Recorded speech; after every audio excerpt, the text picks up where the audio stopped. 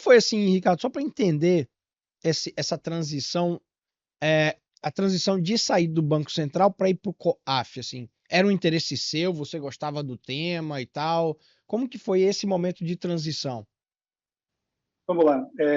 Então, quando eu falei, desde 77, eu já ingressei na área de fiscalização do Banco Central, que na época era destacada, tinha fiscalização bancária, fiscalização do mercado de capitais, fiscalização do crédito rural, fiscalização do câmbio, enfim, era segmentado, né? Ao longo do Uhum. tempo, a evolução das estruturas, a modernização foi reunindo, vamos dizer assim, essas unidades, que sempre são processos, às vezes, traumáticos para alguns, porque, né, modifica a sua carreira dentro do banco, mas, enfim, e a gente sempre foi conduzindo essa transição, né? Até que em 85, mais ou menos, houve a criação de uma diretoria de fiscalização do Banco Central, que até então não existia, e a criação de um departamento de fiscalização também reunindo, vamos dizer assim, todas essas competências que então eram exercidas por várias unidades, tanto na parte de fiscalização, como na parte de normatização, como na parte de aplicação de penalidades administrativas,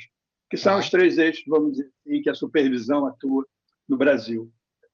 Então, em 98, né, ou um pouquinho antes, a gente já começava a ser provocado no Banco Central a atuar com um olhar mais focado na questão da lavagem de dinheiro.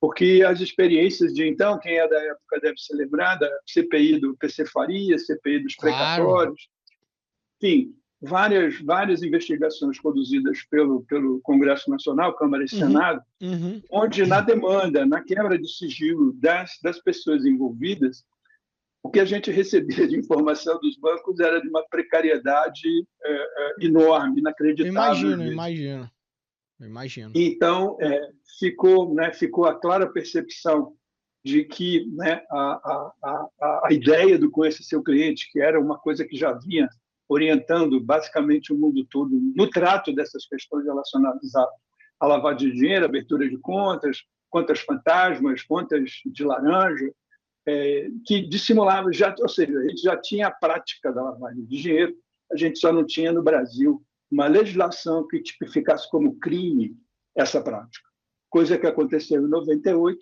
e ali, Ok. naquele momento, a gente, dentro do Banco Central, já se via bastante envolvido com esse tema, quando o presidente, à época, o presidente Armínio, determinou a criação de uma unidade, de um departamento apartado da área Presidente de do Banco fiscalização, Central, né? Só esclarecendo. Presidente presidente do do Banco Banco Central. Central. Ok, ok, Perfeito, perfeito, Armínio ok. Fraga.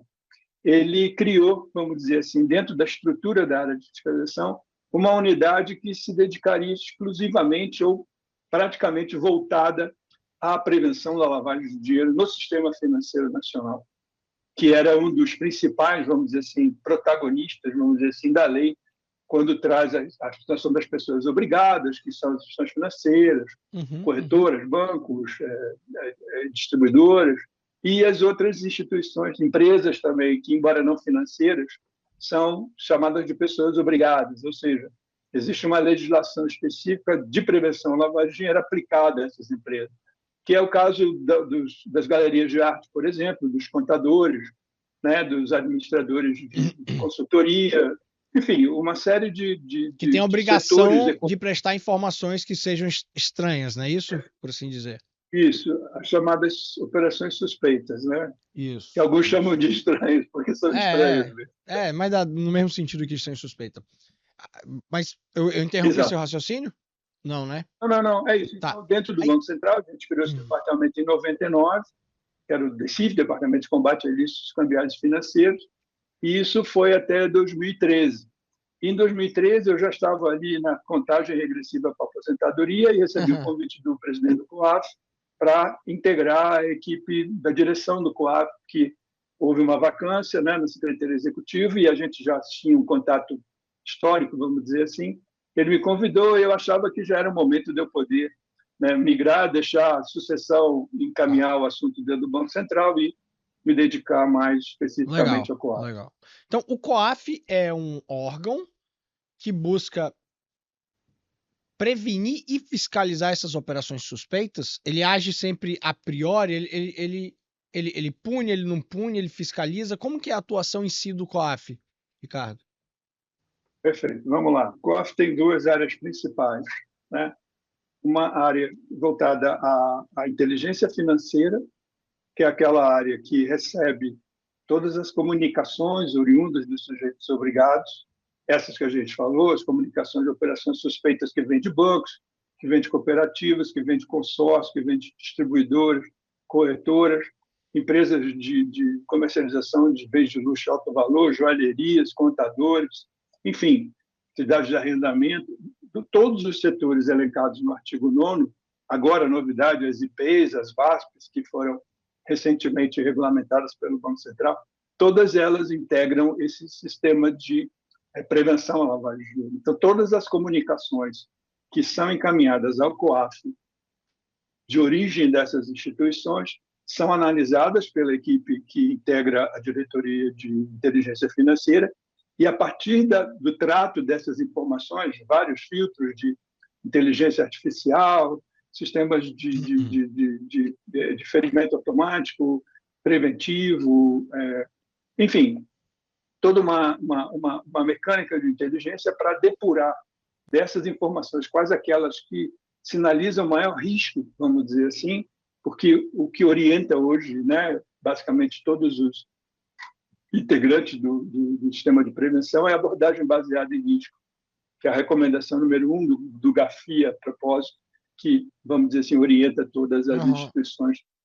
Do volume imenso que eu tenho de situações, quais aquelas que eu imagino que seja um volume muito grande mesmo, né? É um volume muito grande. Muito grande. Aí só quando recebe... desculpa, por favor. Não, só para complementar, no passado foram mais de 7 milhões de comunicações encaminhadas ao COAF pelo sistema.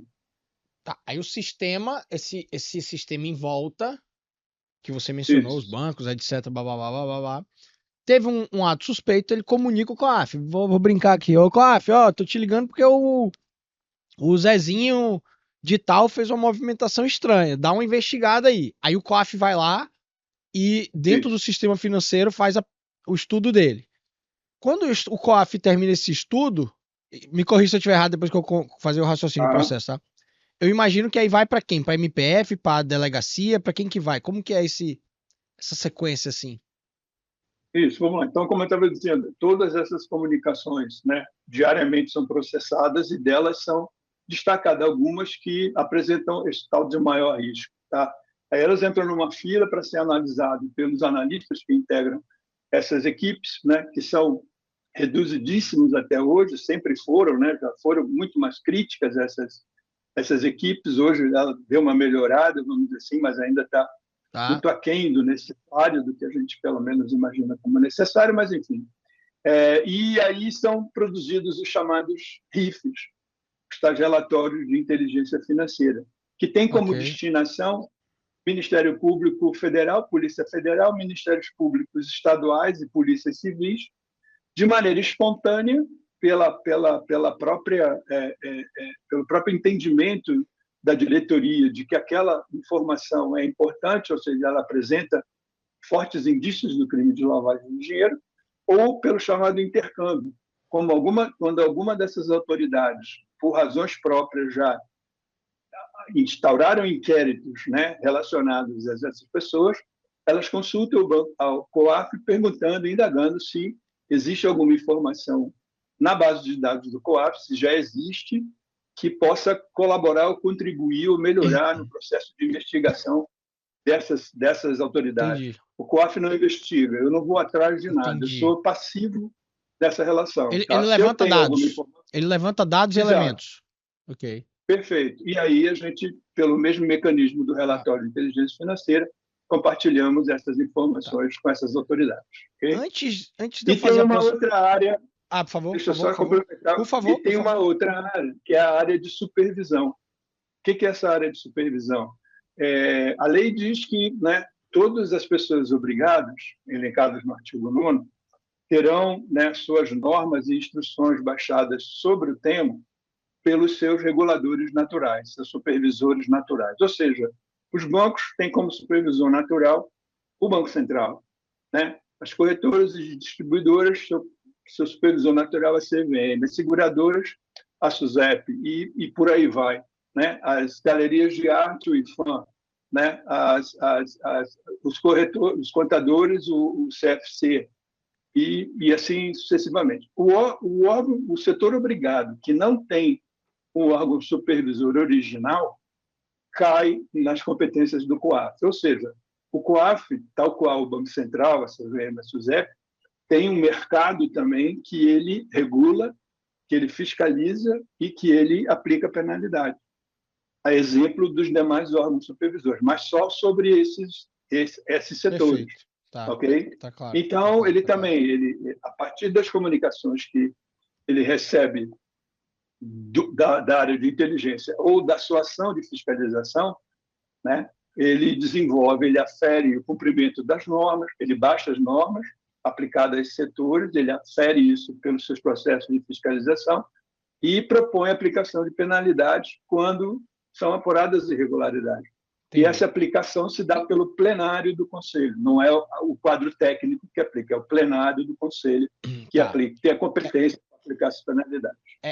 Essa irregularidade não necessariamente é uma lavagem, né? Daqui a pouco eu quero falar de lavagem. Tá,